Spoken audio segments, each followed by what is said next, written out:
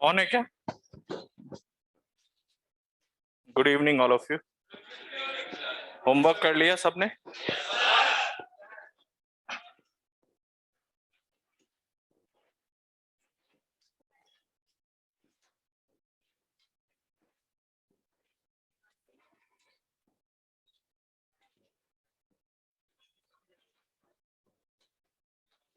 Heat one है ना?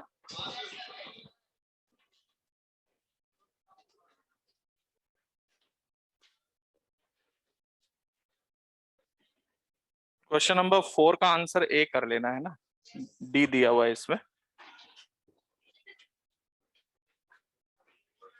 ए दे रखा है क्या? हाँ, मेरी शीट में डी दे रखा है शायद। चलिए, एक्सरसाइज 4 लेवल 2, क्वेश्चन नंबर 1। देखो, इसमें डाउट होगा, हालांकि ये एग्जाम में देखो एक तो बहुत क्लैरिटी से आया है, वैसे डाउट होना नहीं चाहिए। एक बार बताओ, ग्राफ ऊपर उठता जा रहा है क्या? तो टेम्परेचर बढ़ता जा रहा है। तो मुझे बताओ, बल्ब से कंपेयर करें तो वेल्डिंग का टेम्परेचर ज्यादा होगा, और वेल्डिंग से सन का टेम्परेचर कंपेयर करें तो और ज्यादा होगा। तो आपको दिख रहा है ये ग्राफ ऊपर उठता जा रहा है। तो मैंने आपको बताया था कि स्पेक्ट्रल एमिसिव पावर और लैम्डा ग्राफ का एरिया एमिसिव पावर बताता है, and the emissive power is proportional to T power 4। तो जिसका टेम्परेचर ज्यादा होगा उसका एमिसिव पावर ज्यादा होगा। अच्छा, मैं आपको बता देता हूँ, एक्चुअल एग्जाम में जो ये ग्राफ था उसमें इस बात की भी क्लैरिटी थी। जैसे ये ग्राफ देख रहे हो आप, जैसे 1 वाला ऐसे है, तो 2 वाले का पीक थोड़ा सा नहीं ऊपर तो है, थोड़ा लेफ्ट में, और जो सन वाला है उसका मतलब ये और ऐसे ऊपर जा रहा है। तो ये बात समझ में आया कि नहीं? तो आप इसको कैसे भी कर सकते हो। इसमें थोड़ा सा ये थोड़ा कम पता चल रहा है कि टी मैक्स जो है, टी लैम्डा मैक्स वाला टी कौन सा है वो दिखाई नहीं दे रहा। क्लियर है क्या? मतलब लैम्डा मैक्स घटते जाना चाहिए टेम्परेचर बढ़ने के साथ। क्लियर है? आप इसका एक्चुअल पेपर देखोगे उसमें क्लियरली दिखाई देगा। क्लियर है क्या?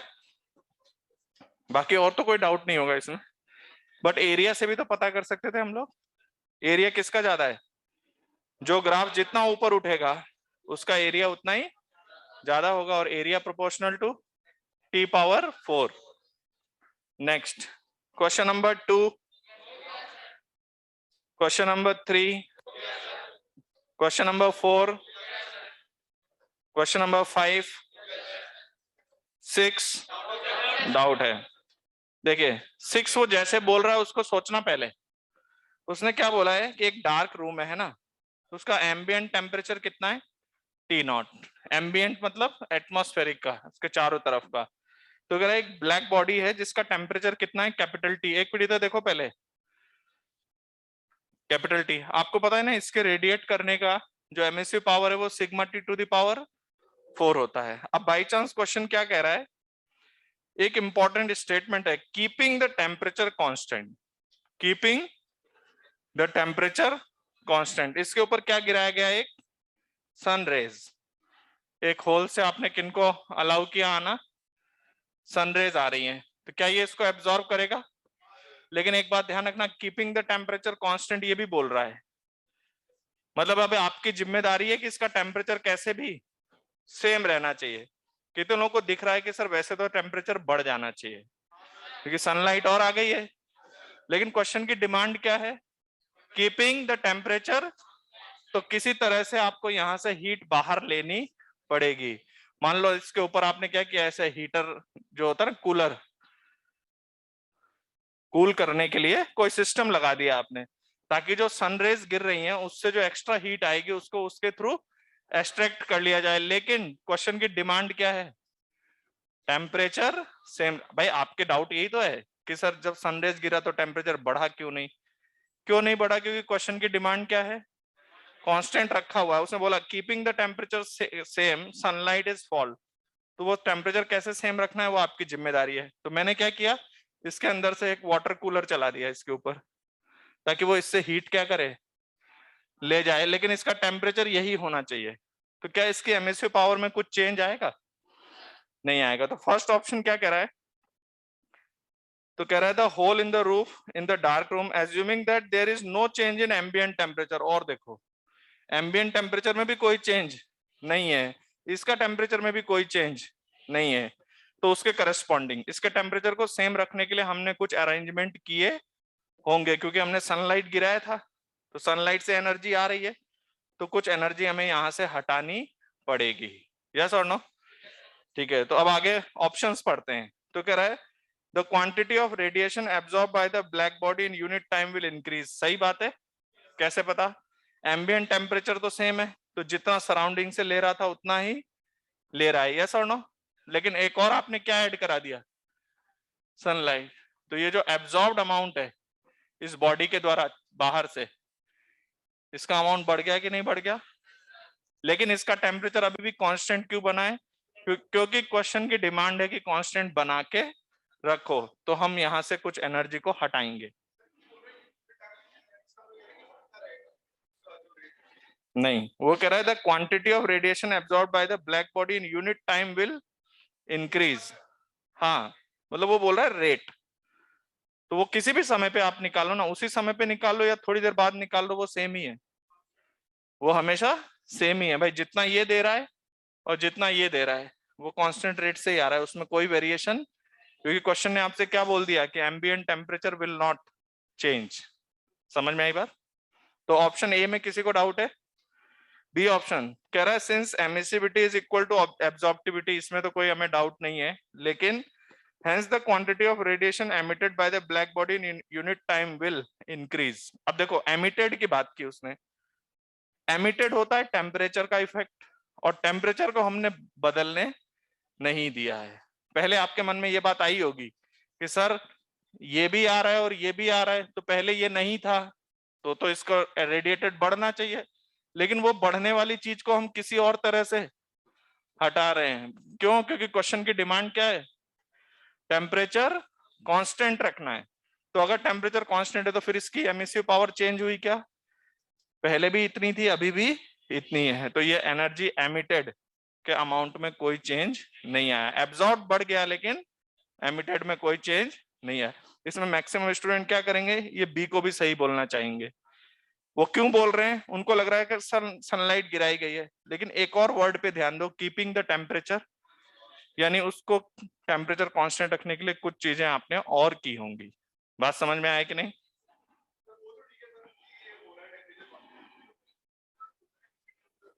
हाँ, तो ऐसे थोड़ी होता है कि आधी चीज सही है तो पूरी लाइन सही कर देंगे। ऐसे थोड़ी है कि एमिसिविटी इज एब्जॉर्प्टिविटी के बराबर है तो ये लाइन सही हो जाएगी। उसने आगे एक और लाइन बोला है और इवन वो उससे एक्सप्लेन करना चाह रहा है सिंस बोल के। ऐसा कुछ है क्या यहाँ? क्लियर है ना सबको? मतलब इसमें यही डाउट रहता है कि जो ये सनलाइट से एनर्जी आई है तो वो इसकी एनर्जी बढ़नी चाहिए, लेकिन क्वेश्चन की डिमांड भी है कि टेम्परेचर कांस्टेंट रखो, और टेम्परेचर कांस्टेंट रखो तो इसका मतलब है कि हमने कहीं से हीट को बाहर, या मैं डायरेक्ट ये भी बोल सकता हूँ जितनी सनलाइट से एनर्जी आ रही है ना उतनी मुझे हटानी है यहाँ से, नहीं तो इस बॉडी का टेम्परेचर बढ़ जाएगा। Next C option, the black body radiates more energy in unit time in the visible spectrum. क्या कहते हो? ऐसा तो कुछ भी नहीं है, वो तो किस पर डिपेंडेंट आता है? टेम्परेचर पे डिपेंडेंट आता है। Lambda max into T that is equals to constant. And next the reflected energy in unit time by the black body remains same. सही बात है क्या? Zero is zero, black body बोल रहा है ना, तो इसने रिफ्लेक्टेड एनर्जी कितनी है? जीरो रहेगी। पहले भी जीरो थी और बाद में भी। पहले भी एम्बिएंट से सारा एब्जॉर्ब कर रहा था, अभी सनलाइट के आने के बाद भी सारा एब्जॉर्ब कर रहा है, तो रिफ्लेक्टेड अमाउंट पहले भी जीरो था और अभी भी जीरो है। समझ में आ गया? Next question number 7। Question number 8 हम लोग बाद में करेंगे ना, ये और भी टॉपिक्स है, थर्मल एक्सपेंशन का भी यूज हो रहा है, ये बाद में करेंगे। नेक्स्ट क्वेश्चन नंबर 9 हो गया, very good. And question number 9 के बाद क्वेश्चन नंबर 10, डाउट है? हाँ, लेकिन अगर हीट कैपेसिटी, चलो नाम से उसने गलत बोल दिया, लेकिन यूनिट उसने किसकी दी आपको? स्पेसिफिक हीट कैपेसिटी, तो स्पेसिफिक ही मानेंगे। ठीक है, अभी भी डाउट है किसी को? क्लियर? किसमें? नहीं, वो तो आपका पार्ट है, हमारा पार्ट होता है कंसेप्ट बताना। कंसेप्ट में किसी को डाउट है क्या? बाकी आप कैलोरी में करो, जूल में करो, दोनों से सही आएगा। हाँ, किसी को डाउट हो तो पूछ लीजिए। क्वेश्चन नंबर 10 देखिए, ऑनलाइन में किसी ने पूछा है 10th क्वेश्चन। देखो सिंपल है, इसने आपको क्या बताया? आपको स्पेसिफिक हीट कैपेसिटी गिवन है उसकी, और क्या गिवन है? Latent heat capacity. आइस कितने टेम्परेचर है? -5 डिग्री सेल्सियस पर आपका आइस है, कितना है? मान लो m ग्राम है। अच्छा, क्वेश्चन ने क्या कहा, कितनी हीट दी है उसको? 420 जूल। 420 जूल दिया है, क्या करने के लिए? नहीं, पढ़ो क्वेश्चन, पिघलने के लिए नहीं। क्वेश्चन को उसकी लैंग्वेज से पकड़ा जाता है, समझो। क्वेश्चन को अगर आप ढंग से रीड करोगे ना, आधी बात उसी में छुपी होती है। तो इसने क्या बोला? It is given that 420 joule of heat so that the ice starts melting. Melting भी करने लग जाता है। और कितना मेल्ट हो गया? इसने बोला फाइनली 1 ग्राम मेल्ट हो गया। तो पहले एक बात बताओ, मुझे नहीं पता कि इनिशियली कितना था, मान लो m है, ठीक है? तो 1 ग्राम ही मेल्ट हुआ है, तो 1 ग्राम मेल्टिंग होने के लिए कितनी हीट चाहिए? कितना? 80 कैलोरीज तो चाहिए। यहां इसने कितना दिया है? 3.36 इंटू 10⁵ एक मिनट, ये किसको चाहिए? इतना जूल चाहिए, कितने किलोग्राम को? 1 किलोग्राम को। है कितना? तो डिवाइडेड बाय 1000 कर दें भाई। 1 किलोग्राम के लिए चाहिए, तो 1 ग्राम के लिए कितना चाहिए? कितना आ रहा है ये? 336 जूल। यानी 1 ग्राम मेल्ट करने के लिए कितना चाहिए? अच्छा, टोटल कितना दिया? इसका मतलब पता है क्या है? ये जो m ग्राम है ना, -5 वाला, पहले m ग्राम -5 से 0 पे आया होगा, फिर 0 के बाद 1 ग्राम मेल्ट कर गया। 1 ग्राम मेल्ट करने के लिए कितना चाहिए? 336। इसका मतलब बाकी किस लिए चाहिए? m को यहां तक लाने के लिए। उसके बाद 1 ग्राम मेल्ट कर गया, तो m के लिए ms delta t that is equal to, कितना दिया आपने टोटल? 420 में से 336 तो ये ले जाएगा, कितना बच रहा है ये? 84। कितना है m ग्राम? s कितना गिवन है? 2100 किलोग्राम में है ना, तो 1000 में बदल दो। Temperature change 5। देखो आंसर आ रहा है m। ओके, सिंपल क्वेश्चन है।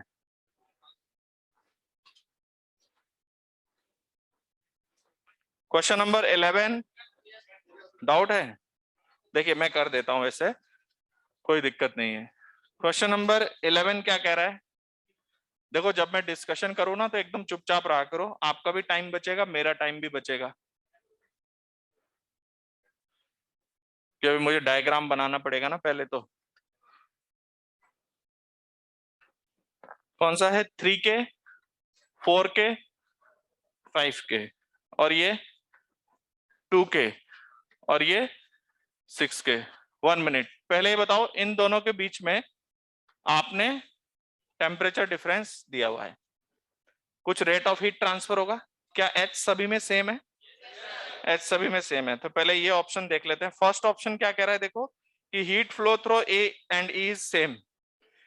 A और E सेम होगा, क्योंकि A से जितनी हीट जाएगी वो इन तीनों में बटेगी, फिर वापस यहां मिलके उतनी ही जाएगी। तो जितना यहां से जा रहा है उतना इन तीनों से जा रहा है, उतना यहां से जा रहा है, तो ये दोनों सेम है। अच्छा, क्वेश्चन में क्या बोला है आपसे कि heat flow in E is maximum, तो डेफिनेटली ई और ए दोनों से। आपको मैं बता दूं, जेई ने क्या किया था, इसका आंसर ए सी डी दिया था, और ए बी सी डी चारों दिए थे, 2 आंसर दिए थे उन्होंने। क्लियर है क्या? कि मतलब भाई किसी ने ये ई को मैक्सिमम नहीं लगाया हो, उसको बेनिफिट दिया गया था। अदरवाइज यहाँ ई पर भी मैक्सिमम है और ए पर भी मैक्सिमम। अब बाकी 2 बातें आपको देखनी है। Temperature difference across the E slab is smallest, एक तो ये चेक करना है हमें, और दूसरा हीट फ्लो सी और बी में क्या कंपेयर करना है। तो देखिए पहले क्या करें, इनका थर्मल रेजिस्टेंस निकाल लें।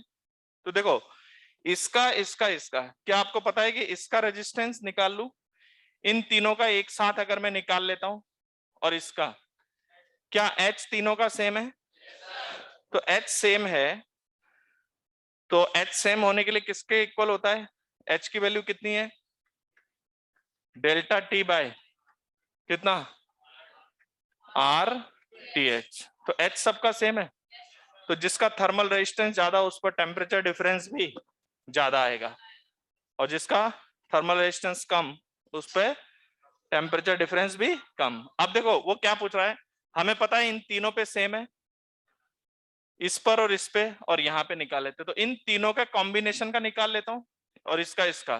तो जरा एक बार बता दो तो ये हाइट कितनी कितनी गिवन है, ये L है, ये 2L है, और ये L, बोलो ये गैपिंग, ये L ही है ना, ओके ये कितना है L, ये 4L और ये L। चलो तो पहले मैं इसका थर्मल रेजिस्टेंस लिख रहा हूं R1, कितना आएगा L बाई KA, L कितना है L अपॉन K 2K, इसका एरिया 4L और अंदर डेप्थ में D मान रहा हूं, that is 4L into D।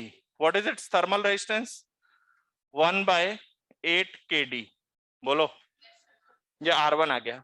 इसके बाद इधर से R2 निकालेंगे, R2 कितना आएगा L, ये भी L है, अपॉन K कितना है 6K, ओके, इंटू इसका एरिया कितना 4L और अंदर की तरफ डेप्थ D मान लो 4LD, तो कितना आएगा 1 अपॉन 24 KD, ओके। अब मुझे इन तीनों कॉम्बिनेशन का भी चेक करना है, तो इन तीनों के हिसाब से 1 अपॉन R3 बोल रहा हूं मैं, 1 upon R3 equal to 1 upon R1, R1 इसकी लेंथ कितनी है 4L, अपॉन इसका कितना है K 3K, 1 मिनट, ये हाइट कितनी है L और D अंदर L इंटू D, बोलो, प्लस दूसरे वाले का दूसरे वाले का 4L, K की वैल्यू कितनी है 4K और 12D, इधर फोकस कर लो, इस क्वेश्चन में कंसेप्चुअली कुछ नहीं है, कैलकुलेटिव है। तो मैं क्या कर रहा हूं, इन तीनों कॉम्बिनेशन का क्या निकाल रहा हूं, रिजल्टेंट, ठीक है। तो ये आ रहा है प्लस 1 अपॉन कितना है 4L अपॉन नीचे वाले का thermal resistance 5K into L into D, बोलो इसको सॉल्व करें तो 1 अपॉन R3 कितना आ रहा है, सिंप्लीफाई करने पर L से L 3KD ऊपर आएगा 8KD, तो कितना है ये 3KD by 4L, plus L से L कट जाएगा तो 3KD अपॉन 4, यही ना, और इधर आएगा 8KD अपॉन 4, अभी 4 नीचे ही रहने दो, प्लस 5KD अपॉन, सिंप्लीफाई करो R3 कितना 16, तो 1 अपॉन 4KD, 1 मिनट, एक मिनट, C तो पूरा निकाल ही सकते हैं क्या, हाँ हाँ अभी वो कर रहे हैं, पहले एक काम कर लेते हैं कि आपको टेम्परेचर डिफरेंस किसमें क्या बताना है, मैक्सिमम बताना है, तो एक बार बताइए, स्मॉलेस्ट बताना है आपको, तो स्मॉलेस्ट बताना है, तो मेरा ये R1 है, ये पूरा R3 है और ये R2, H सेम है क्या, तो H सेम होने के लिए जिसका थर्मल रेजिस्टेंस ज्यादा उस पर टेम्परेचर डिफरेंस भी, तो बताओ थर्मल रेजिस्टेंस सबसे कम किसका है इन तीनों में, सबसे कम ये है, तो इस पर टेम्परेचर डिफरेंस भी सबसे कम, समझ में आ गया, ओके। इसके बाद ये पार्ट सॉल्व हो गया, उसके बाद आगे आपको बताना है कि CBD में क्या क्या होगा। तो क्या आपको इन तीनों का अलग अलग देखो आप, क्या आपको लगता है इसका थर्मल रेजिस्टेंस प्लस इसका थर्मल रेजिस्टेंस मतलब 1 upon thermal resistance is equal to this, हाँ या ना, तो इन सब का टेम्परेचर डिफरेंस बराबर है, तो इसके ऊपर rate of heat transfer delta T upon इसका रेजिस्टेंस, तो यानी ये चीज यहां मल्टीप्लाई हो जाएगी, बोलो डेल्टा टी में ये वाली चीज इसकी है और ये वाली इसकी, तो क्या इन दोनों का एडिशन इसके बराबर आ रहा है, यही आपको बताना था। और कोई क्वेश्चन दिया है क्या? क्वेश्चन नंबर 12 दिया था। Next question number 12, question number 12 simple है, बताया था मैंने ऐसा कुछ। ओके, तो लाइए कॉपी, लास्ट कहां पे थे, नेक्स्ट क्लास आपका होमवर्क रहेगा, नेक्स्ट सारे क्वेश्चंस। एक मिनट, एक बात है ना, एक लास्ट क्वेश्चन इसमें हीट 2 का आ गया है, वो हम लोग हीट 2 के साथ करेंगे। तो आपका नेक्स्ट क्लास का होमवर्क रहेगा एक्सरसाइज, इसमें लेवल 2 में 13 से लेकर 22 तक, 23 क्वेश्चन हमारा हीट 2 का है। ओके, ये नेक्स्ट क्लास में करके लाना है।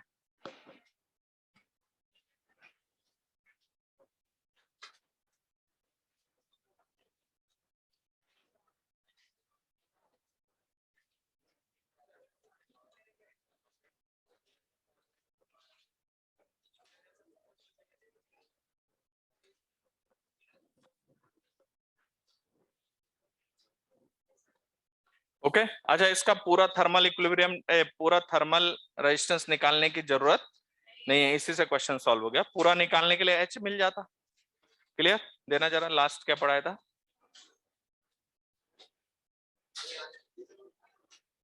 तो देखिए लास्ट क्लास का आउटकम क्या था हमारे पास, एक तो हमने आपको प्रूव करके बताया कि pressure is equal to what, 1/3 of density into v r m s square, और PV equals to nRT use करके हमने आपको वीआरएमएस प्रूव कर दिया था, how much it is, √3 RT by capital M.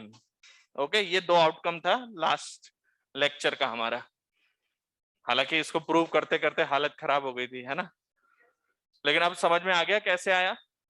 Okay, अब देखो जो हम इस पर बात कर रहे हैं, तो यहां पर कुछ पॉइंट्स और ऐड करेंगे। तो जैसे किसी ने पूछा था लास्ट क्लास में कि सर अगर मिक्सचर हो तो कैसे करेंगे, तो जैसे मान लो ये कोई पर्टिकुलर गैस था तो उसके आपने प्रेशर कैलकुलेट कर लिया। अब मान लीजिए आपके पास मिक्सचर ऑफ गैस है ना, तो आपका जो ये वाली इक्वेशन है वो बेसिकली क्या है बताओ तो, P into V equals to 1/3 of mass into VRMS square. तो जैसे मान लो हाइड्रोजन गैस भरी है तो पूरा हाइड्रोजन है, तो उसके करस्पॉन्डिंग ये कैलकुलेट कर लिया उसमें कितना प्रेशर है आ गया। लेकिन मान लो उसमें हाइड्रोजन और हीलियम गैस का मिक्सचर भरा हुआ है, तो आप क्या करेंगे, जैसे हाइड्रोजन का मास कुछ m1 होगा और हीलियम वाले का मास कुछ m2 होगा, तो आप m1 वाले का पूरा अलग सॉल्व करिए, m2 वाले का अलग सॉल्व करिए। तो जैसे इस वॉल पर आपको क्या एस्टिमेट करना है, प्रेशर, तो पहले आप सारे m1 वालों की वजह से निकाल लोगे, फिर सारे m2 वालों की वजह से निकालोगे, क्या दोनों मिलकर यहाँ पर प्रेशर लगाएंगे। तो ये जो आप फॉर्मूला देख रहे हैं ना, तो जैसे अगर आप मिक्सचर ऑफ गैस की बात करते हैं तो गैस 1 के हिसाब से P1 प्रेशर आ जाएगा और गैस 2 के हिसाब से P2 प्रेशर आ जाएगा, तो उसको हम लोग बोलेंगे पार्शियल प्रेशर। क्या बोलेंगे, क्योंकि कोई आपसे पूछेगा कि गैस प्रेशर कितना है, तो दोनों की वजह से जो प्रेशर लग रहा है उसको ऐड करके आपको बताना पड़ेगा टोटल प्रेशर कितना, क्योंकि इस वॉल पे पहला वाला गैस भी प्रेशर लगा रहा है और दूसरा वाला भी, तो ये जो फॉर्मूला है वो इंडिविजुअल गैसेस के हिसाब से रहेगा। तो जैसे मान लो मैंने आपको मिक्सचर ऑफ गैस दिया, सपोज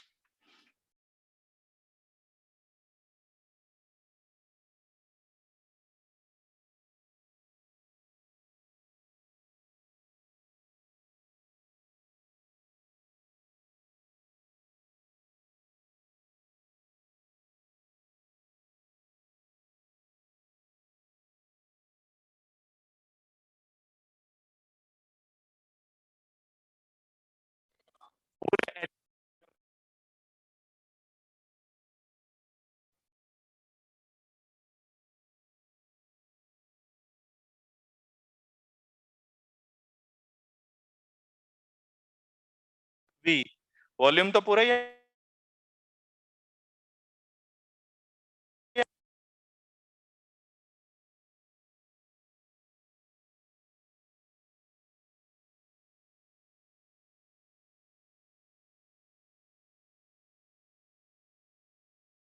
तो अब इसको प्रेशर नहीं बोल के क्या बोलेंगे?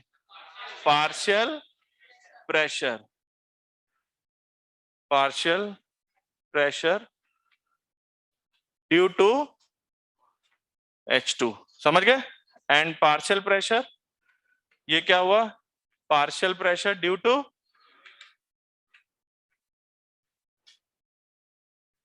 प्रेशर लिखा है ये ना, ड्यू टू हीलियम। तो ये दोनों का अलग अलग आ गया पार्शियल प्रेशर। तो गैस प्रेशर कितना हुआ? गैस प्रेशर तो दोनों मिलके लगाएंगे, तो गैस प्रेशर जो आएगा आपका ये P gas is equal to partial pressure due to plus partial pressure due to helium, इन दोनों को ऐड कर देंगे तो आपको टोटल प्रेशर आ जाएगा। बात समझ गए?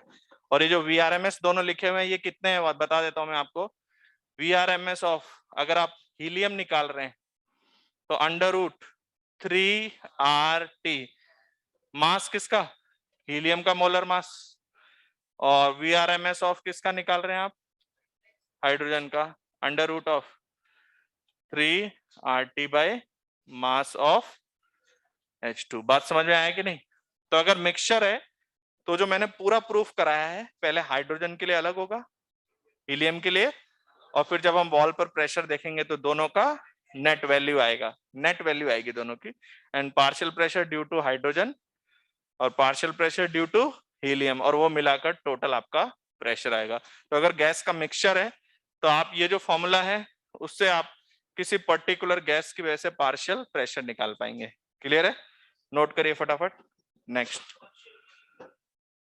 Partial volume. वॉल्यूम क्या होता है? वो फ्री स्पेस जिसमें वो फ्रीली घूमने के लिए,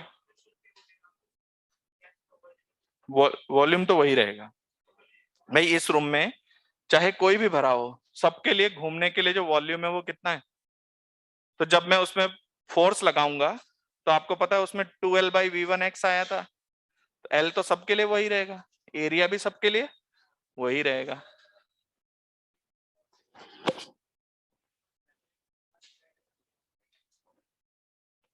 मतलब वो एक अलग बात है, हम लोग ऐसा कर सकते हैं, लेकिन फिलहाल अभी अलग अलग ही निकालना है। क्लियर है क्या? तो अभी अलग अलग सीखो। प्रेशर देखो, बहुत अच्छा क्वेश्चन आया है कि प्रेशर स्केलर होता है कि वेक्टर, ये दोनों ही नहीं होता है। Pressure is a tensor quantity. क्या होता है? टेंसर। अब आप कहोगे व्हाट इज टेंसर, मुझे पता है अगला सवाल यही होगा। वैसे तो देखो टेंसर आपके सिलेबस में नहीं है, लेकिन मैं आपको एक सिंपल लाइन बता दूं तो scalar is a zero order tensor. Scalar is zero order tensor और vector is first order tensor. तो इसलिए टेंसर के पीछे मत पढ़ो। लेकिन बात समझ गए ना? प्रेशर वेक्टर क्वांटिटी भी नहीं है, स्केलर भी नहीं है, pressure is a tensor quantity. Tensor पढ़ा नहीं सकते, इंजीनियरिंग में आपको पढ़ाया जाएगा। जल्दी नोट करो और 1 मिनट बिल्कुल अटेंटिव रहो, कोई बोलेगा नहीं, जैसे पिछली क्लास में एकदम तरीके से बैठे थे। एक एक चीज पे सोचो, विचारो, कोई डाउट आए तो पूछो। हम स्टेप बाय स्टेप आगे बढ़ रहे हैं।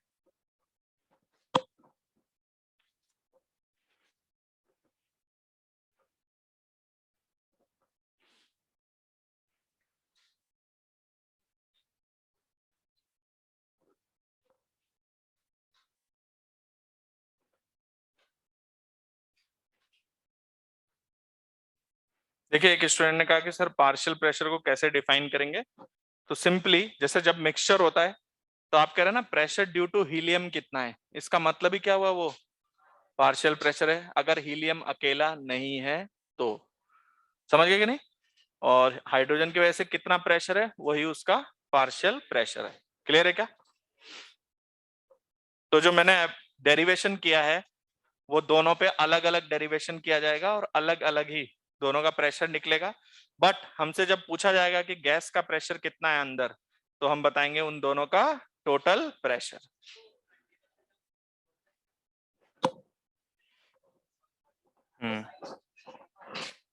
हाँ, लेकिन मासेस तो अलग है ना। हाँ बिल्कुल होगा। नहीं, हम तो पॉइंट मान के चल रहे हैं, तो वॉल्यूम तो हमने नेग्लेक्ट कर ही दिया। किसी गैस मॉलिक्यूल का, वो तो हमने पहले एजम्पशन में ही उड़ा दिया है। लेकिन हीलियम के एक मॉलिक्यूल का मास अलग है और हाइड्रोजन के एक मॉलिक्यूल का मास अलग है, इसलिए वहां M1 M2 के करस्पॉन्डिंग चल रहा है। क्लियर और नॉट? ठीक है। अब देखिए बात ये आती है कि ये जो आपके पास एनालाइज है, तो अगर कभी मिक्सचर ऑफ गैसेस हो चाहे कुछ भी हो, जो आपका फॉर्मूला होता है ना PV इक्वल्स टू NRT, कौन सा formula? PV equals to NRT। इधर देखो, अगर आप यहां पर टोटल नंबर ऑफ मोल्स रखते हैं तो प्रेशर भी टोटल ही आएगा। टोटल नंबर ऑफ मोल रखने पे अंदर कितना गैस का प्रेशर है वो आ जाएगा। लेकिन मान लीजिए आपके पास अलग अलग है, हाइड्रोजन है और हीलियम है, तो यहां अगर आप सिर्फ हाइड्रोजन के मोल रखेंगे तो पार्शियल प्रेशर ड्यू टू, समझ में आई बात? टोटल मोल रखेंगे तो टोटल आ जाएगा। तो यहां पे मैं लिख रहा हूं, अगर पार्शियल प्रेशर ड्यू टू आपको हाइड्रोजन चाहिए तो PV इक्वल्स टू N किसका रखोगे आप? Into RT।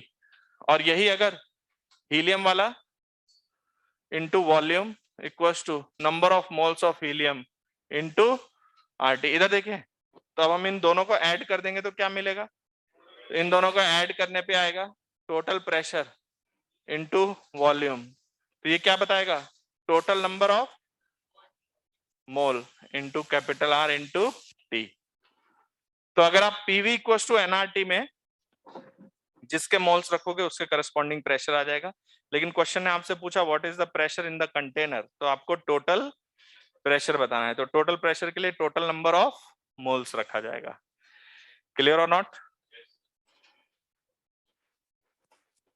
तो अभी तक आपको समझ में आ गया कि भाई एक गैस जो है वो प्रेशर कैसे लगाता है और उसकी कैलकुलेशंस किस तरह से की गई है।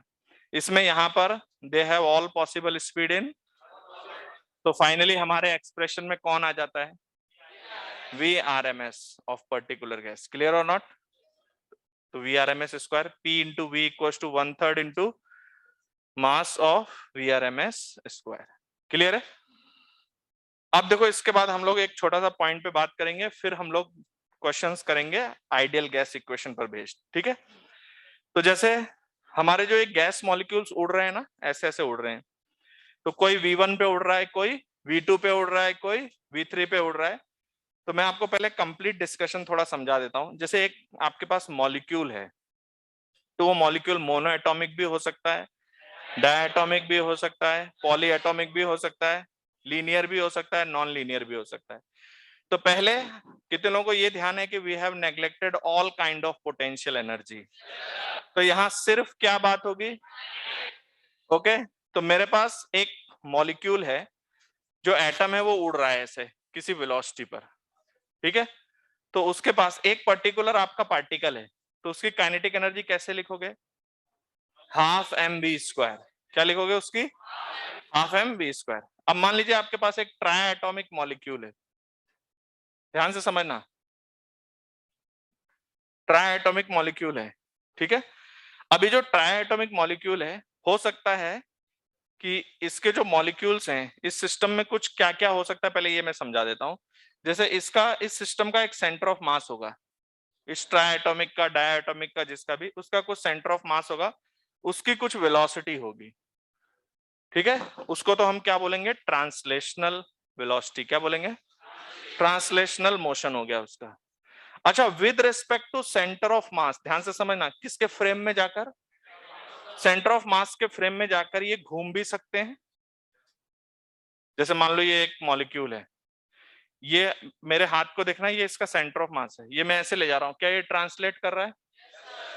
लेकिन मान लो ये ऐसे जा रहा है, ट्रांसलेशनल प्लस, ऐसे जा भी रहा है और घूम भी रहा है। क्या कर रहा है? Translational plus. अब मान लो ये ऐसे कर रहा हो, मान लो ये दो मॉलिक्यूल्स हैं, आप समझना ये बीच में सेंटर ऑफ मास है, अगर मैं ऐसे ले जाता हूं तो ये ट्रांसलेट कर रहा है। मान लो ये ऐसे जा रहा है और साथ में घूम भी रहा है, तो क्या क्या कर रहा है? Translation plus rotation. अब मान लो ये घूम भी रहा है और ऐसे भी कर रहा है, ऐसे ऐसे भी करते हुए जा रहा है। देखो इसका सेंटर ऑफ मास यहाँ है, मैं यहां से यहां आ जाऊंगा, वो तो हुआ ट्रांसलेशन। और जैसे मान लो मैं यहां से यहां आया और ऐसे घुमा के आया, तो क्या ये घूम भी गया? और अगर मैं कह रहा हूं कि मैं यहां से यहां आ रहा हूं, जिसमें ऐसे ऐसे भी करता हुआ आ रहा है ये, तो ये घूम भी रहा है, चल भी रहा है, वाइब्रेट भी कर रहा है। तो ध्यान से समझना आप। तो एक मॉलिक्यूल के पास जब हम एनर्जी का डिस्कशन करते हैं, किसका डिस्कशन? एनर्जी। तो उसके पास, एक मॉलिक्यूल के पास जब आप टोटल एनर्जी लिखोगे, तो मैंने ही आपको सेंटर ऑफ मास में पढ़ाया था कि किसी सिस्टम ऑफ पार्टिकल की जो काइनेटिक एनर्जी होती है, that is with respect to CM and of CM. समझ में आएगा? तो यहां विद रिस्पेक्ट टू सीएम दो तरीके के मोशन हो सकते हैं, एक तो वाइब्रेशनल और rotational.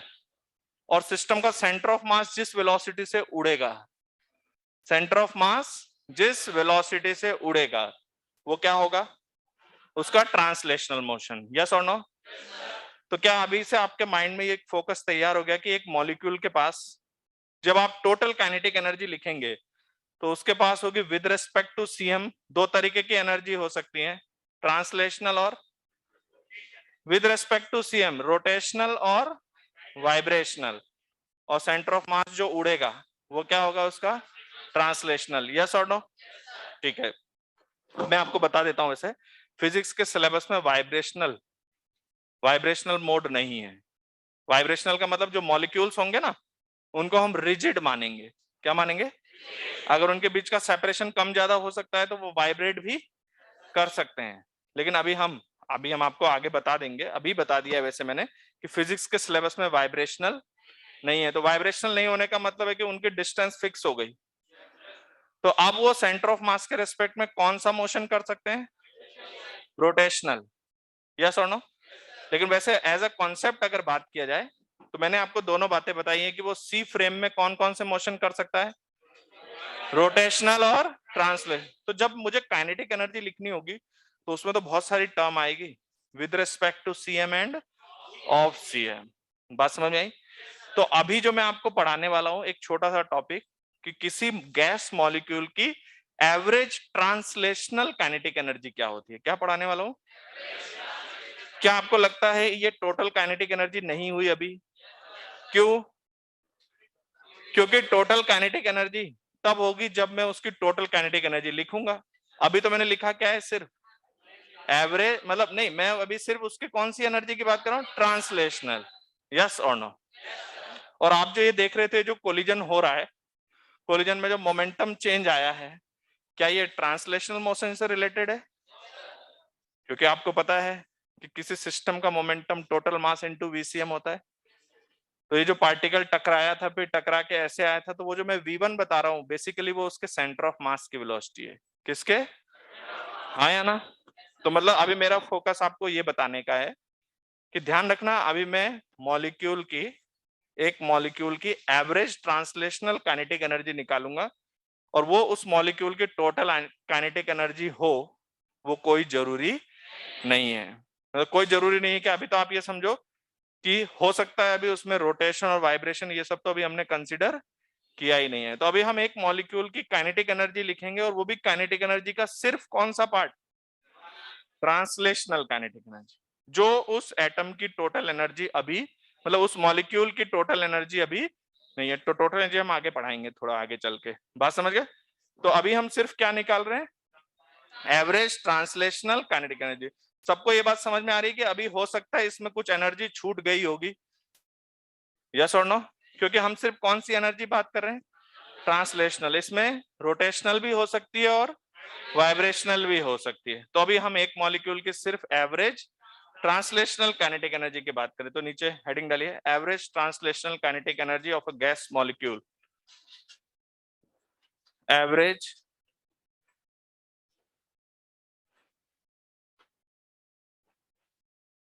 Average translational kinetic energy of a gas molecule.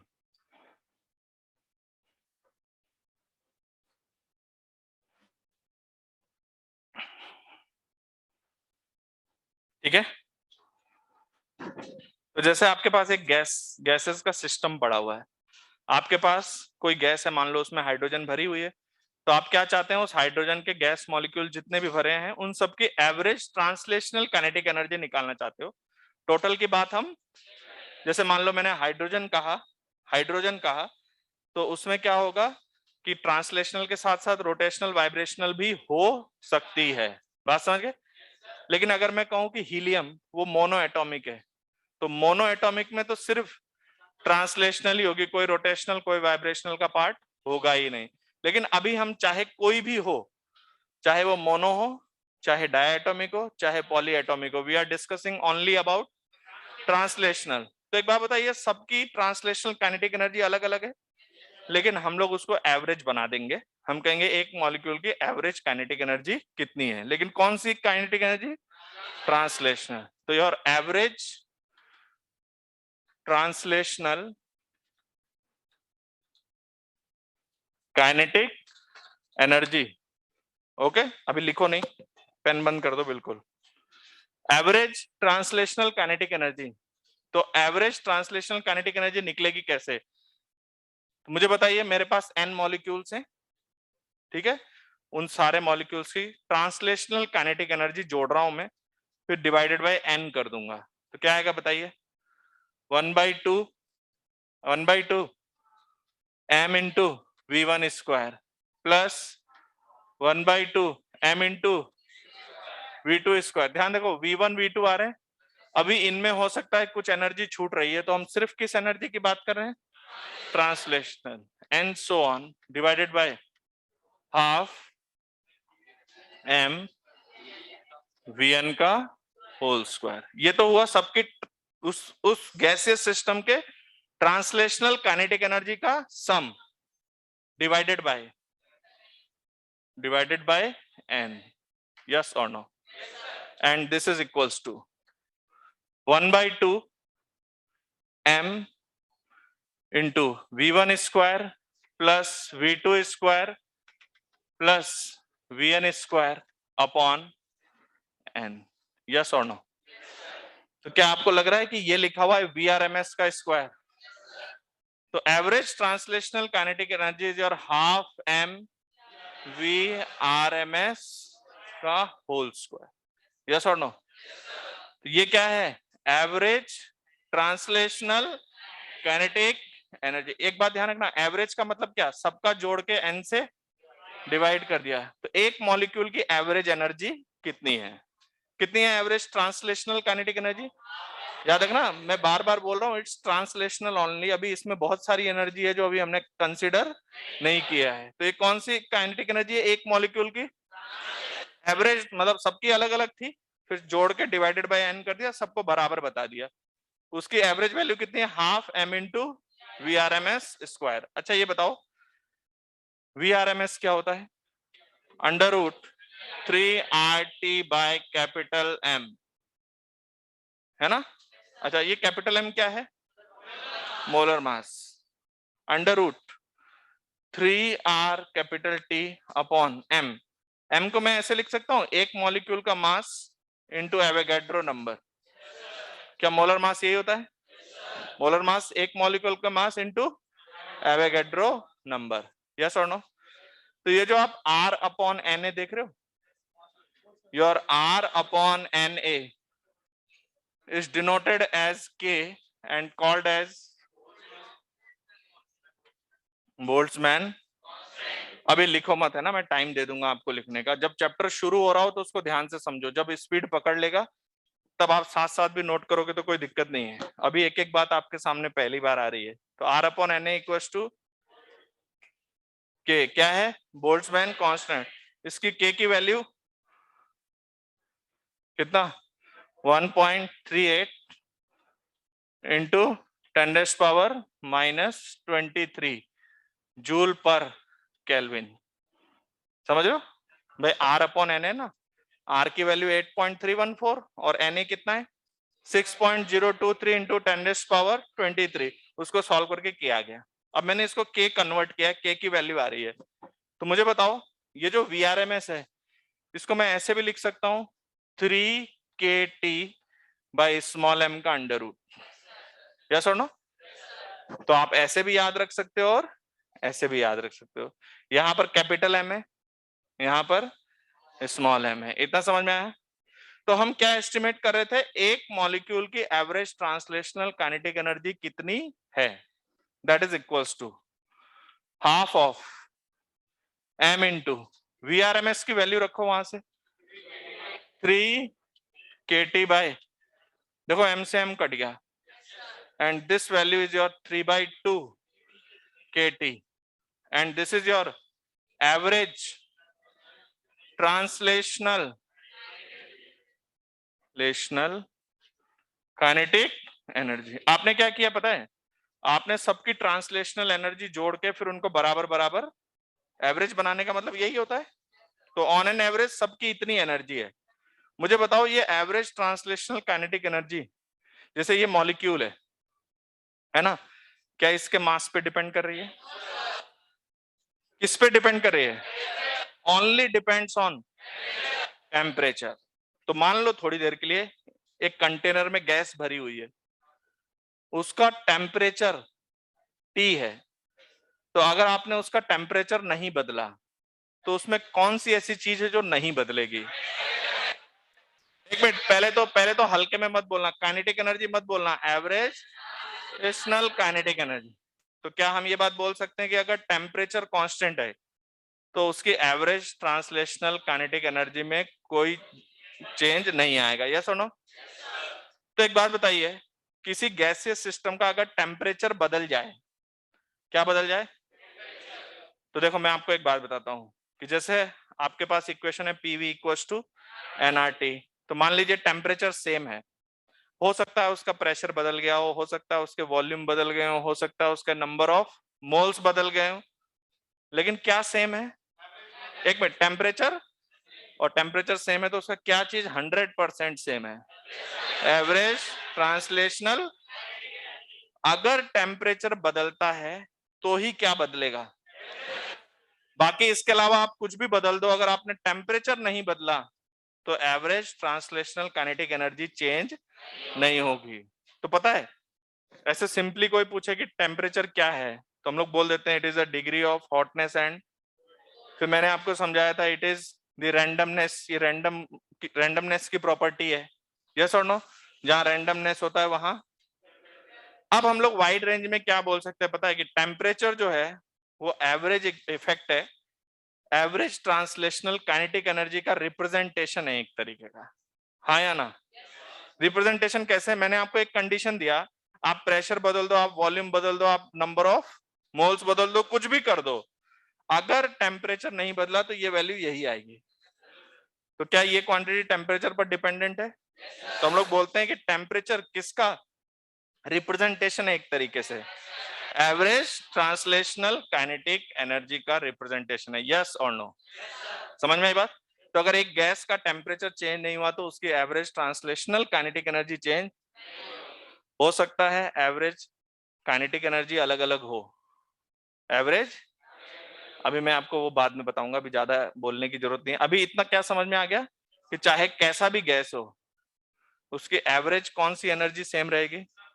Translational kinetic energy same रहेगी अगर टेम्परेचर सेम है। इसलिए हम लोग बोलते हैं कि टेम्परेचर एक तरीके का मेजरमेंट है एवरेज ट्रांसलेशनल काइनेटिक एनर्जी का। अगर टेम्परेचर नहीं बदला तो हम कहेंगे कि उसकी एवरेज ट्रांसलेशन काइनेटिक एनर्जी में चेंज, चाहे आप प्रेशर हो सकता है आपने गैस का बदल दिया हो सकता है उसका वॉल्यूम बदल दिया हो, लेकिन अगर टेम्परेचर में चेंज नहीं हुआ तो एक मॉलिक्यूल की average translational kinetic energy same आएगी।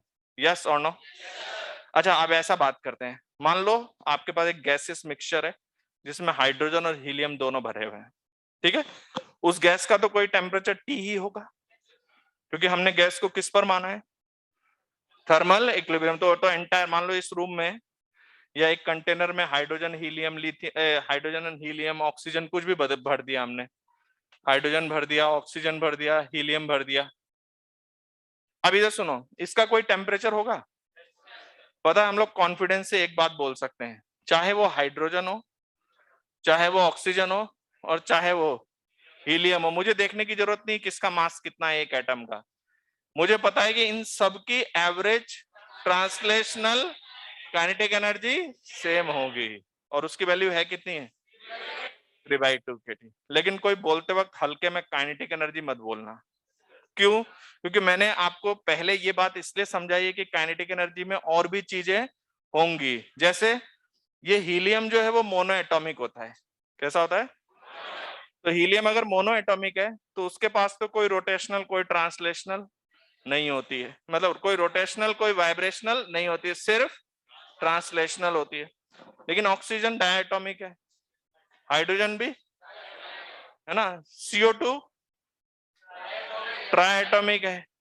तो ये जैसे जैसे नंबर ऑफ एटम्स बढ़ते जा रहे हैं ना मॉलिक्यूल के अंदर, इनके पास ट्रांसलेशन के अलावा और भी एनर्जी है।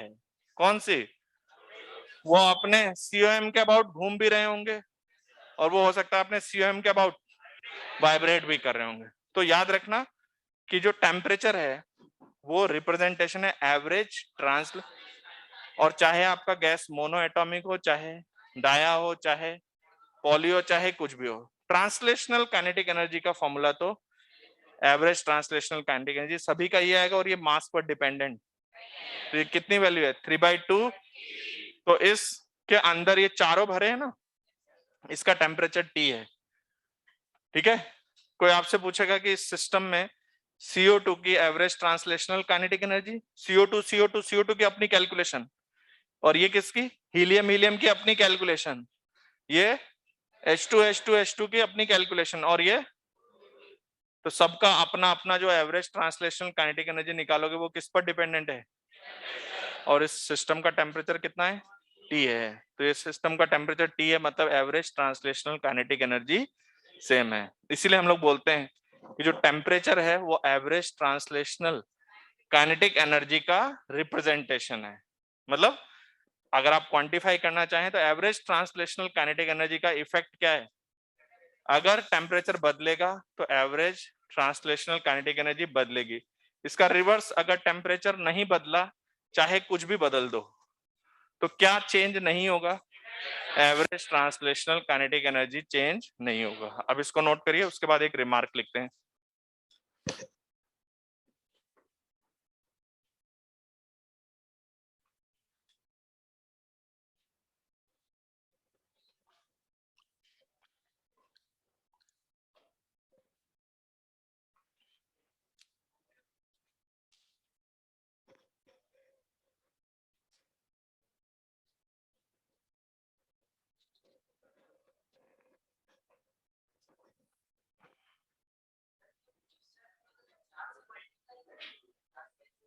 नहीं नहीं, अपना अपना निकालेंगे, यही तो मैंने समझा। जैसे 4 है ना मिक्सचर में, तो सबका अपना अपना एवरेज निकालो, वो सबका क्या आएगा?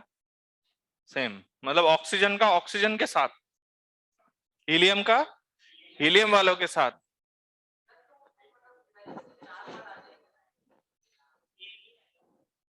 मतलब हाँ वही तो आएगा। इंटू 4 करने का मतलब टोटल एवरेज निकालना चाह रहे हो? हाँ तो निकाल लो, कोई दिक्कत थोड़ी है, निकाल लो। लेकिन मैंने क्या समझाया कि हमने एक एक का अलग अलग निकाला। हम अभी एक दूसरे में मिक्स, वो मिक्सिंग में पड़े हैं, लेकिन हीलियम को हीलियम के साथ डील किया जा रहा है, उसको उसके साथ। समझ गए क्या आप? वैसे क्योंकि जब आपको पता चल गया कि फाइनल आंसर सेम होगा, तो अब आप आगे कुछ भी डिड्यूस कर सकते हो उसकी हेल्प से।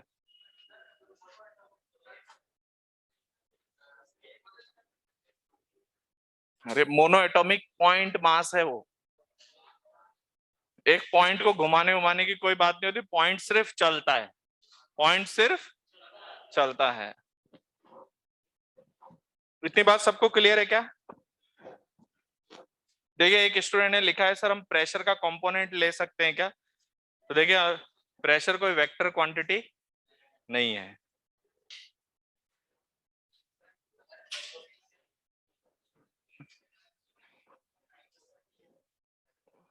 मतलब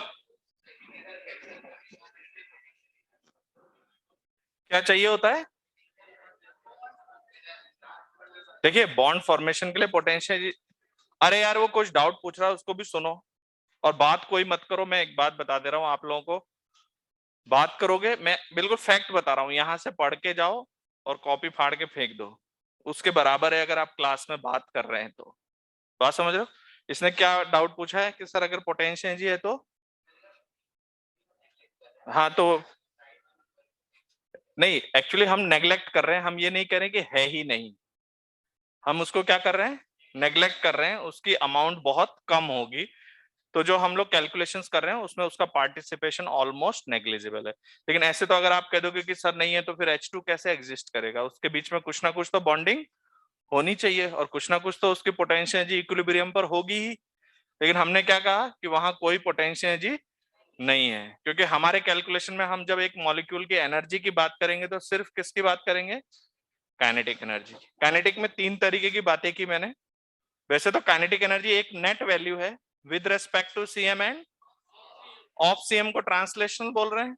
विद रेस्पेक्ट टू सीएम में 2 तरीके के मोशन हो सकते हैं, वाइब्रेशनल और रोटेशनल। हालांकि फिजिक्स के सिलेबस में वाइब्रेशनल नहीं है, हम लोग मॉलिक्यूल्स को रिजिड बना देंगे। क्या बना देंगे? हाँ,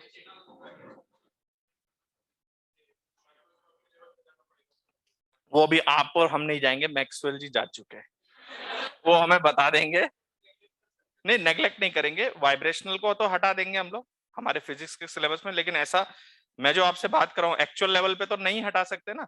तो मेरे डेफिनेशन में वो चीजें आ रही है कि रोटेशनल भी होगा, वाइब्रेशनल भी होगा। समझ गए? अब ये रोटेशनल कितना होगा, वाइब्रेशनल कितना होगा, उसके लिए आप घबराओ मत, आगे एक लॉ आने वाला है, Maxwell's law of equipartition of energy, तो वहां पढ़ाएंगे। इतनी बात समझ में आई? अभी मेरा फोकस ये दिलाने का था कि कोई स्टूडेंट इस बात को ऐसे नहीं समझ ले कि सर ने एक मॉलिक्यूल की काइनेटिक एनर्जी निकाल दी है। अभी इसमें कुछ चीजें, हाँ, अगर मोनो एटॉमिक की बात करें तो ये है एवरेज काइनेटिक एनर्जी। लेकिन डाया, ट्राया, पॉली एटॉमिक की बात की जाए तो अभी उनमें बहुत सारी एनर्जी जो है हमने कंसीडर नहीं किए। तो उनको कंसीडर कैसे करेंगे वो उसके लिए थ्योरी आने वाली है। बात समझ में आया कि नहीं? तो इसका मतलब अगर कभी कोई सिस्टम का, तो अगर हाइड्रोजन और हीलियम जो भी है गैसेस आपका सिस्टम है, तो अगर टेम्परेचर सेम है तो आप क्या बोल सकते हो बिना सोचे समझे?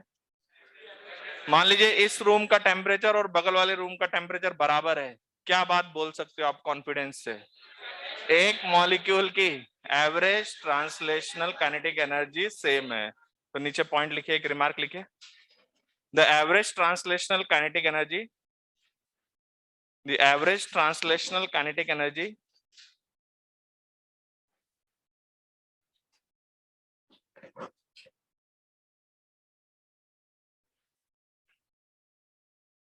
of gas molecule only depends on temperature.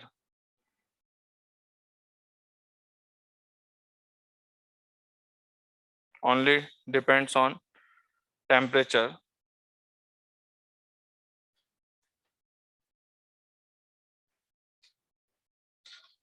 So we can say that the temperature is, so we can say that the temperature is the measurement of, the temperature is the measurement of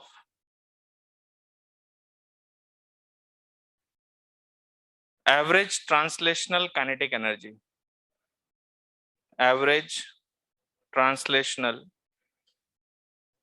kinetic energy. इसको कैसे समझ रहे हैं? अगर आप कुछ भी बदल दो लेकिन क्या नहीं बदले तो कंफर्म है कि एवरेज ट्रांसलेशनल काइनेटिक एनर्जी में चेंज। इवन दो गैसेस अलग अलग हैं, एक गैस में 100 मोल हाइड्रोजन भरी है और एक कंटेनर, कोई दूसरा कंटेनर है कहीं और है, उसमें 500 मोल ऑक्सीजन भरा हुआ है, लेकिन दोनों का टेम्परेचर सेम है। क्या सेम होगा? अच्छा, क्या average translational kinetic energy same है? बट क्या ट्रांसलेशनल काइनेटिक एनर्जी सेम है? नहीं है, क्योंकि ट्रांसलेशनल वर्ड में तो उसमें नंबर वंबर सब आ जाएंगे। लेकिन हम किसके सेम होने की बात कर रहे हैं? तो जैसे सपोज सपोज इसमें हीलियम भरा है, इसमें ऑक्सीजन भरा है और इसमें हाइड्रोजन भरा है।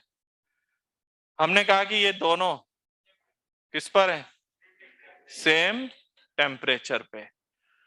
तो क्या क्या बोल सकता हूं मैं?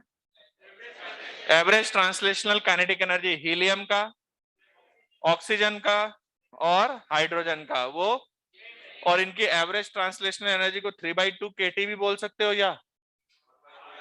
तो half mass of oxygen into VRMS of oxygen का square is equal to the half of mass of helium into VRMS of helium का स्क्वायर is equal to half of mass of hydrogen into VRMS of hydrogen का square. क्या ये बराबर है? ये क्या लिखा हुआ है? Half m into VRMS square. ये क्या लिखा हुआ है? Average translational kinetic energy, and this is also equals to 3/2 kT। This only depends on temperature. ठीक है, फटाफट नोट करिए।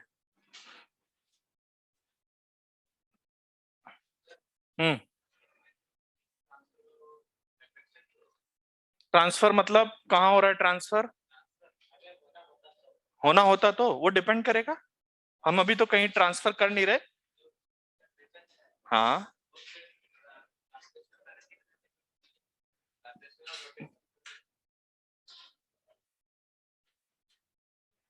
मतलब आप कहना क्या चाह रहे हो?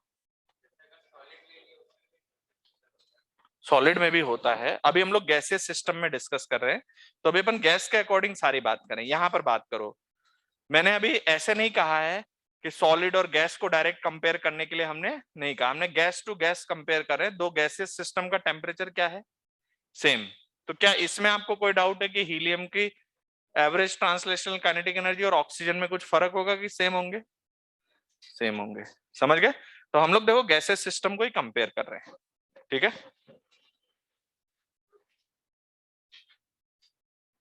समझ में आई बात?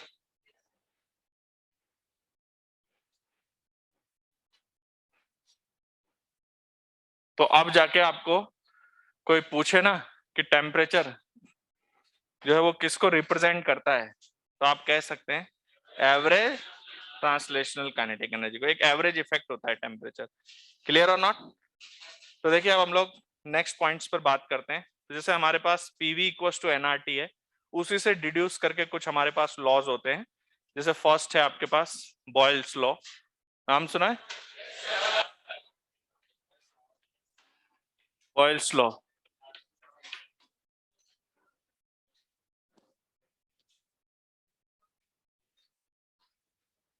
लिखो,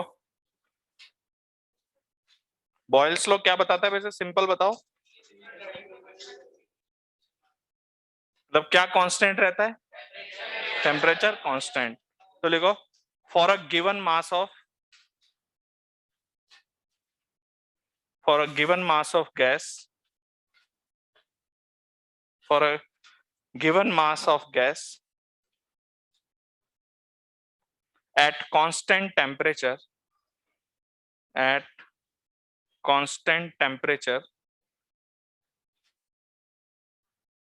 the pressure is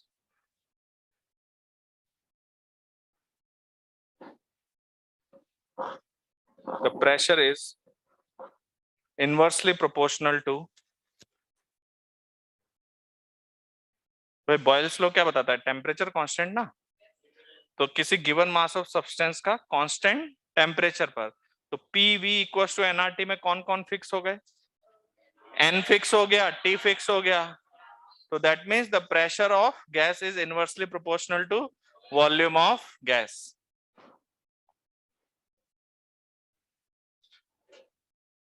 ठीक है, तो गिवन मास बोला है मैंने, क्या बोला है? गिवन मास, यानी मास हम चेंज, यानी मास ऑफ गैस सैंपल को क्या रखा है हमने? कांस्टेंट। तो नंबर ऑफ मोल्स भी कांस्टेंट हो गया। साथ के साथ कौन कांस्टेंट है? टेम्परेचर कांस्टेंट है। टेम्परेचर कांस्टेंट होने का मतलब P, एक minute, P into V equals to constant. P into V equals to constant. Okay, तो प्रेशर इंटू वॉल्यूम का मल्टीप्लीकेशन क्या आता है? कांस्टेंट। यही आपका बॉयल्स लॉ है। For a given mass at constant temperature the pressure is inversely proportional to, तो your pressure of gas is inversely proportional to volume. तो P और V के बीच का ग्राफ कैसा बनेगा? P और V कैसा बनेगा? एक हाइपरबोलिक कर्व है। अच्छा, जब भी कोई ग्राफ बनाओ तो दो बातों पे ध्यान देना, क्योंकि इस चैप्टर में बहुत सारे ग्राफ आने वाले हैं। आप लोग एक ही बात पे ध्यान देते हो कि बढ़ रहा है कि घट रहा है, बस ये ध्यान देते हो। लेकिन एक और बात पे ध्यान देना है कि उसके रेट में कैसे वेरिएशन आ रहा है। समझ में आई? जैसे सबको ये दिख रहा होगा कि सर वॉल्यूम बढ़ेगा तो प्रेशर घटेगा, लेकिन वॉल्यूम बढ़ेगा और प्रेशर घटेगा तो ये तो ग्राफ कैसा भी हो सकता है। तो साथ के साथ इसके स्लोप का भी अंदाजा लगाया जाता है कि स्लोप कैसा होगा। तो अगर मुझे इस ग्राफ को ट्रेस करना है तो मुझे एक सिंपल बात ये तो पता चल गई कि वॉल्यूम बढ़ने पे प्रेशर, लेकिन उससे तो बहुत तरीके के ग्राफ बनाए जा सकते हैं। वॉल्यूम बढ़ा के प्रेशर घटाना, ये तो बहुत तरीके का ग्राफ हो सकता है। तो इसका एग्जैक्ट ग्राफ कैसा बनेगा, तो इसके बाद हमारा फोकस होता है स्लोप पर। आगे भी आपको भी ध्यान रखना है, हम बहुत सारे ग्राफिकल क्वेश्चंस देने वाले हैं आगे। समझ गए क्या? स्लोप भी चेक करना है, तो मैं आपको पहली बार भी स्लोप चेक करके बनाऊंगा इस ग्राफ को। तो मेरा पीवी इक्वल्स टू क्या है बताइए? नहीं, पीवी इक्वल्स टू कांस्टेंट आ गया यहाँ, समथिंग कांस्टेंट। इसको डिफरेंशिएट करो, एक मिनट, इसको ऐसा करो, v के रेस्पेक्ट में डिफरेंशिएट करो, तो p का डिफरेंशिएशन आएगा dp अपॉन dv। एक minute, dp upon dv, v as it is, plus p as it is, v का differentiation 1, that is equals to, तो dp by dv is minus p by v। देखो अब यहां से कैसे पता चलेगा, तो मुझे ये बात पता चल गया कि dp बाई dv मतलब स्लोप नेगेटिव है, ये तो हमें पहले ही पता है कि ग्राफ डिक्रीजिंग आएगा। लेकिन मुझे बताओ, मेरे पास एक रिलेशन है कि अगर वॉल्यूम बढ़ेगा तो प्रेशर घटेगा। तो क्या आपको दिख रहा है, वॉल्यूम बढ़ेगा प्रेशर घटेगा, तो मैग्नीट्यूड ऑफ स्लोप डिक्रीज करेगा। तो मैग्नीट्यूड ऑफ स्लोप डिक्रीज करने का मतलब, जैसे स्लोप ऐसे है ना, ऐसे, तो वो ऐसे से ऐसा होते जाएगा। डिक्रीज करने का मतलब ऐसा, इंक्रीज करने का मतलब क्या होता है, ध्यान से समझना। मतलब अगर ग्राफ आप ऐसे बनाते हो तो स्लोप का मैग्नीट्यूड बढ़ता जा रहा है, और ग्राफ ऐसे बनाते हो तो क्या होते जा रहा है, डिक्रीज करते जा रहा है। यस और नो? तो हमारे पास कंडीशन है कि at constant temperature pressure is inversely proportional to volume. तो मैं इसका ग्राफ जब बना रहा था तो मुझे पता चला कि ये डिक्रीजिंग बनेगा, लेकिन साथ के साथ मुझे ये बात भी दिखाई दे रही कि as volume increases pressure decreases. यहां से पता चल रहा है, तो ये स्लोप का मैग्नीट्यूड डिक्रीज। तो ग्राफ पहले ऐसे सीधा गिरना चाहिए, फिर धीरे धीरे ये गिरने का रेट कम हो जाना चाहिए। तो ये ग्राफ कुछ इस तरीके का है, जिसको आप जानते हो, आप लोग इसको रेक्टेंगुलर हाइपरबोला बोलते हो। समझ में आई बात? तो this is your P is inversely proportional to V। Clear?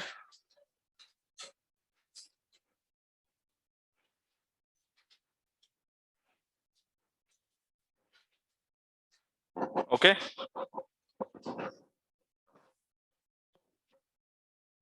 समझ के पढ़ते हो कि रट के? अगर रट के पढ़ते हो तो फिर मेरी क्लास में बैठने का कोई फायदा नहीं है। रटने से कोई फायदा नहीं है, समझ के पढ़ रहे हो तो आप अपने आप पढ़ लोगे। क्लियर है क्या? तो P is inversely proportional to V।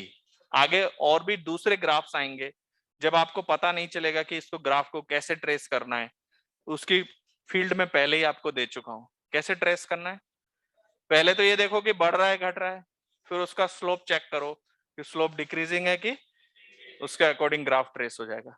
Clear है? हाँ,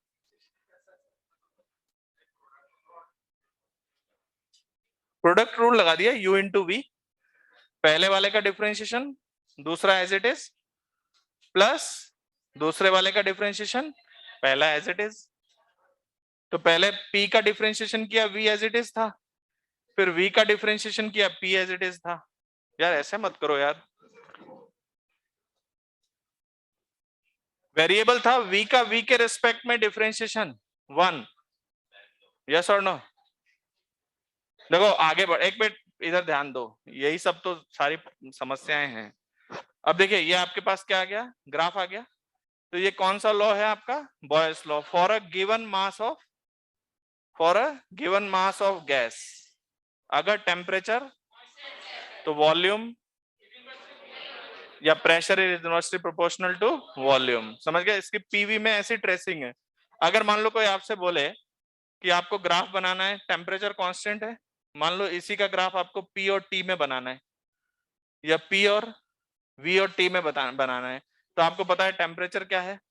तो जैसे कांस्टेंट टेम्परेचर की लाइन बनाई जाती है, वैसे हम लाइन बना देंगे। क्लियर है क्या? तो चलिए अब हम लोग नेक्स्ट इसी में लॉ पर बात करते हैं, चार्ल्स लॉ।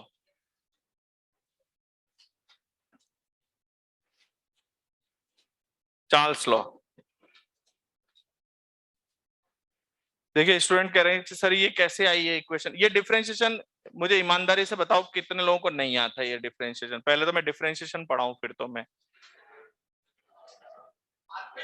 नहीं हाथ खड़े करना है, मुझे देखना है कि किसको किसको ये समझ में नहीं आया है। ऑनलाइन में भी बताएं।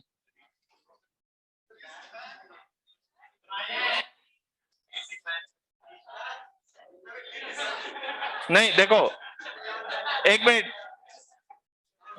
एक मिनट इधर, अरे सुन लो भाई, कोई बात नहीं, ये u इंटू वी मेथड है। इसमें क्या करते हैं, पहले एक को डिफरेंशिएट करते हैं, दूसरे को एज इट इज रखते हैं, फिर दूसरे को डिफरेंशिएट करते हैं। तो मैंने पहला डिफरेंशिएट किया, दूसरे को एज इट इज रखा, फिर पहले को एज इट इज रखा, दूसरे का डिफरेंशिएट। ये डिफरेंशिएशन किसके रेस्पेक्ट में हो रहा है, v। तो वॉल्यूम के साथ तो सीधा डिफरेंशिएशन हो गया, लेकिन p के साथ dp by dv। Clear? Okay. तो देखिए एक ऑनलाइन में एक स्टूडेंट ने कहा है कि सर मुझे डाउट है इस पर। तो हमने क्या किया है, हमने पहले p का डिफरेंशिएशन किया, v को एज इट इज रखा, फिर p को एज इट इज रखा, v का डिफरेंशिएशन किया, फिर dp बाई dv आया। अच्छा मुझे ऐसे देखते नहीं पता चल रहा है, ध्यान रखना, आप लोगों को लग रहा हो कि पहले मैंने देखा है कि p और v का क्या रिलेशन है, मुझे दिखा है v बढ़ रहा है तो p घटेगा, इधर मेरा v बढ़ेगा, ये वॉल्यूम है ध्यान रखना, इधर v बढ़ रहा है, तो इधर v बढ़ रहा है तो क्या होगा, p घटेगा। तो v बढ़ना और p घटना इंश्योर कर रहा है dp बाई dv का मैग्नीट्यूड डिक्रीज कर रहा है। तो डिक्रीज करने वाला स्लोप कैसे होता है, अगर ऐसे पहले तेज गिरेगा फिर धीरे धीरे कम होता जाएगा, अगर ये बढ़ रहा होता तो ग्राफ ऐसे आता। यस और नो? नेक्स्ट लिखिए Charles law. For a given mass of gas, for a given mass of gas,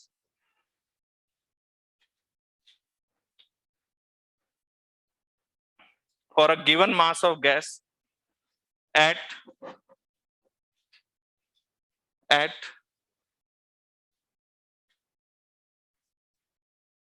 constant pressure, at constant pressure, volume of gas is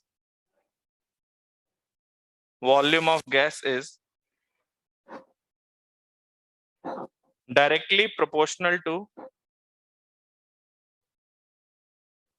volume of gas is directly proportional to absolute temperature of gas, absolute temperature of gas। सही बात है क्या? Mass given है यानी mass constant यानी number of moles constant हो गए, और कौन कांस्टेंट है, at constant pressure, at constant pressure. तो आपको पता है पीवी इक्वल टू एनआरटी में किसको कांस्टेंट कर दिया, मोल और पी, तो बचा क्या, volume of gas is proportional to absolute temperature. तो वी और टी का ग्राफ अगर बनाना हो तो एक स्ट्रेट लाइन ग्राफ बनेगा, तो वाई एक्सिस पे मैंने क्या ले लिया, वी, और ये टी। यहाँ ग्राफ बनाना टफ नहीं है, ये वाई और ये एक्स, वाई बराबर एम एक्स फंक्शन है, सीधा बन जाएगा स्ट्रेट लाइन। तो ये आपका ग्राफ है, याद रखना इसको पीछे एक्सटेंड करने पे कहां से पास करना चाहिए, ओरिजिन से पास करना चाहिए। इस ग्राफ का स्लोप कितना है, PV equals to N R T, तो v equals to N R by P into T. तो जो ग्राफ देख रहे हो आप, ये क्या है इसका, थीटा, तो टेन थीटा कितना, एन आर बाई, क्या कहते हो, ये स्लोप कैसे चेंज होगा? अलग अलग प्रेशर के हिसाब से। अगर दो अलग प्रेशर पर डिस्कशन हो तो जिसका प्रेशर ज्यादा होगा उसका स्लोप कम होगा, जिसका प्रेशर कम होगा उसका स्लोप ज्यादा होगा। बात समझ गया? नेक्स्ट लिखिए।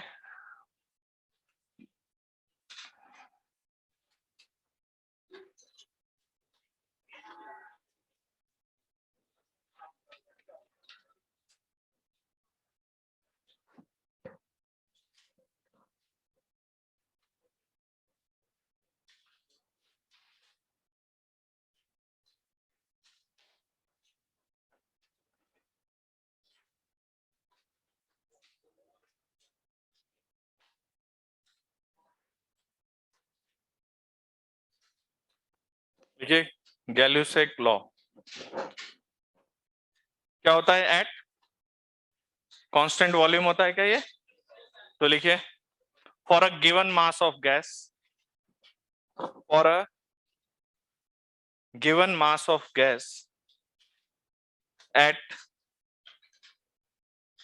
for a given mass of gas at constant volume,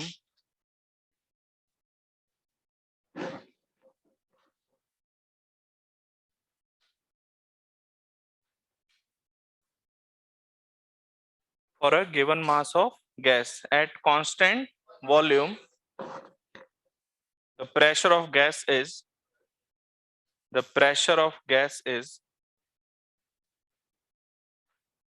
directly proportional to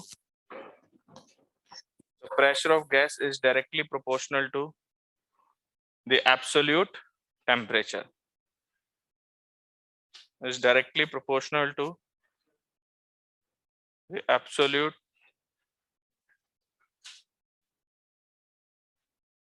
temperature. ठीक है, तो मास कांस्टेंट हो गया और क्या कांस्टेंट हो गया? गिवन मास बोला है मैंने, साथ के साथ कौन कांस्टेंट हो गया? Volume also constant. तो कांस्टेंट वॉल्यूम पर क्या करें? P is proportional to T, यही ना?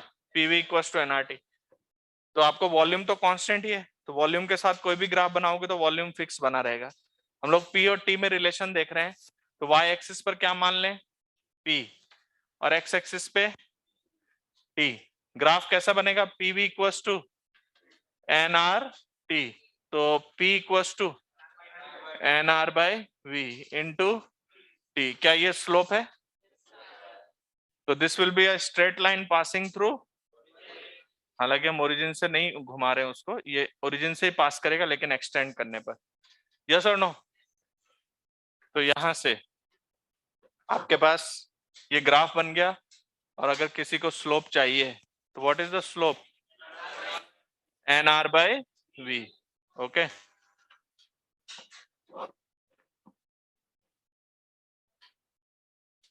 मतलब अगर ज्यादा वॉल्यूम पे ग्राफ बनाऊंगा तो, ज्यादा वॉल्यूम पे ग्राफ बनाऊंगा तो, और कम पे बनाऊंगा तो ज्यादा आएगा। क्लियर है? क्लियर है? एक क्वेश्चन लिखिए। चैप्टर को सम्मान देने के लिए एक क्वेश्चन कर रहे हैं हम लोग। लिखिए,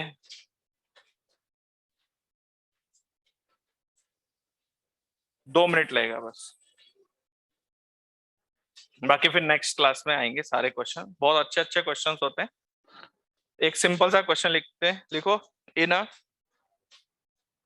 अ container of volume, in a container of volume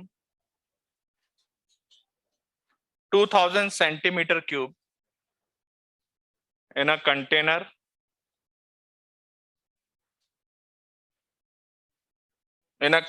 of volume 2000 centimeter cube, 2000 centimeter cube, hydrogen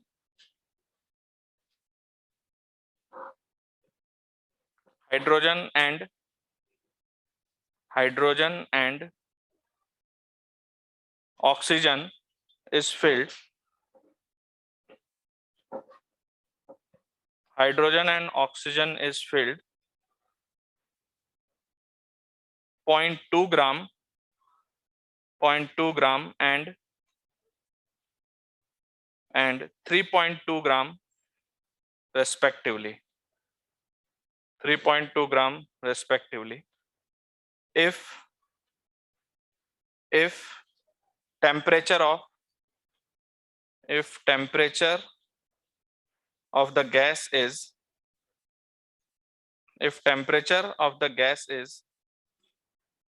27 degrees Celsius, then find out question number 1.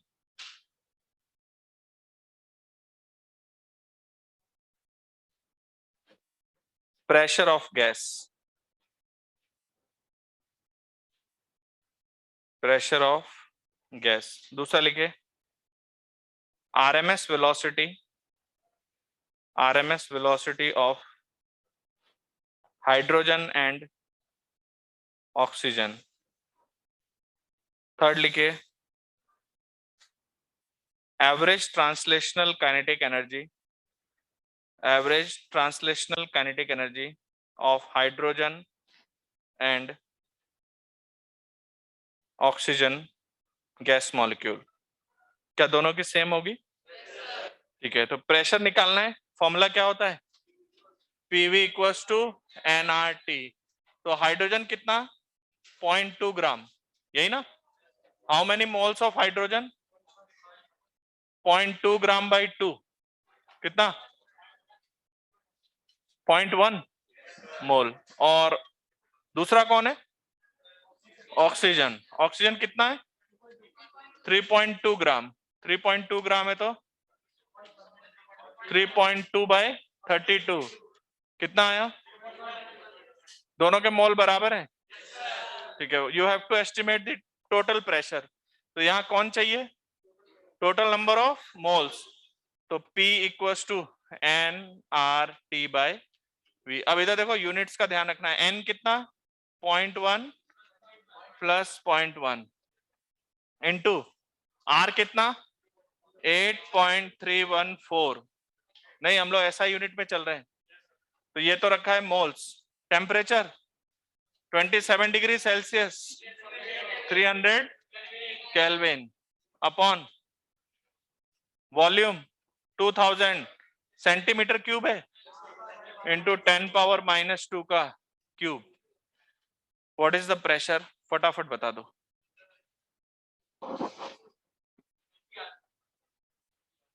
30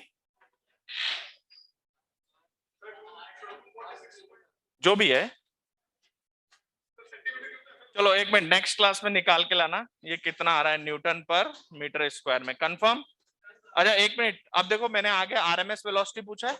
formula आपके पास है, ठीक है, लेकिन ध्यान रखना उसमें मोलर मास आएगा एक्सप्रेशन में, और एसआई यूनिट में उसको किलोग्राम में रखना है. किस में रखना है?